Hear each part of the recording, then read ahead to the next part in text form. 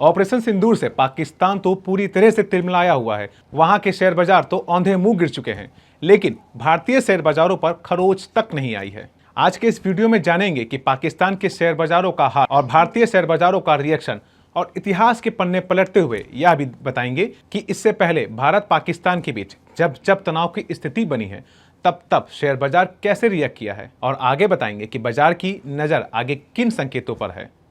नमस्कार, मेरा नाम है मनीष चौरसिया और आप देख रहे हैं 24 अड्डा न्यूज। ऑपरेशन सिंदूर यानी हमले के दिन 7 मई को भारतीय शेयर बाजार हल्की नर्वसनेस के साथ खुले। निफ्टी 0.6% और सेंसेक्स 0.2% डाउन रहा। बाद में हल्की सी गिरावट और बढ़ी। रिटेल से लेकर बड़े संस्थागत निवेशक और यहां तक कि एनालिस्ट सभी की नजरें इंडेक्स की चाल पर थी कि बाजार में क्या भारी गिरावट होगी या नहीं, लेकिन ऐसा नहीं हुआ। हल्की गिरावट हल्की ही रह गई, भारी नहीं हुई। सुबह 11 बजे के आसपास सेंसेक्स 141 अंक या फिर परसेंट में बोले तो 0.18% नीचे जाकर 80,499 के लेवल पर पहुंच गया। इसी तरह निफ्टी 36 अंक यानी 0.15% डाउन होकर 24,343 के लेवल पर आ गया। लेकिन कारोबार के आखिरी में बाजार पॉजिटिव जोन में जाकर बंद हुआ।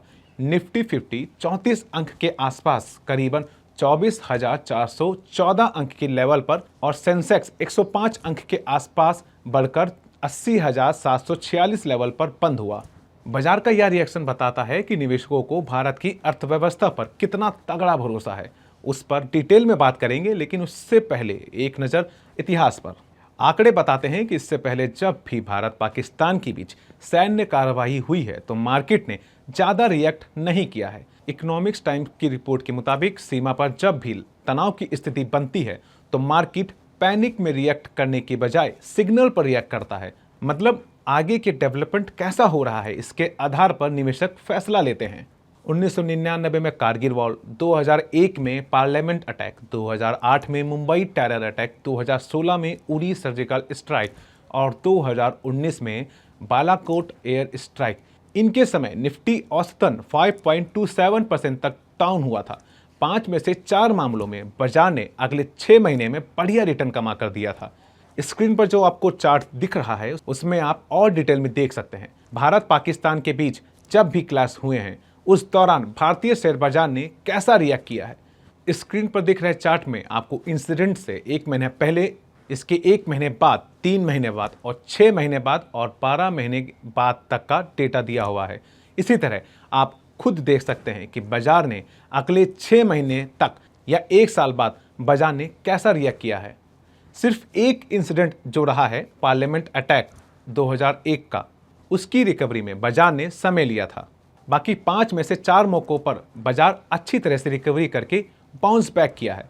बजाज ब्रोकिंग के मुताबिक साल 1999 और 2008 के हमलों के बाद मार्केट ने 35% तक का रिटर्न दिया था। 26 फरवरी 2019 को जब इंडियन एयरफोर्स ने बालाकोट में आतंकी ठिकानों पर हमले किए थे तब भी सेंसेक्स 239 अंक और निफ्टी 44 अंक गिरा था।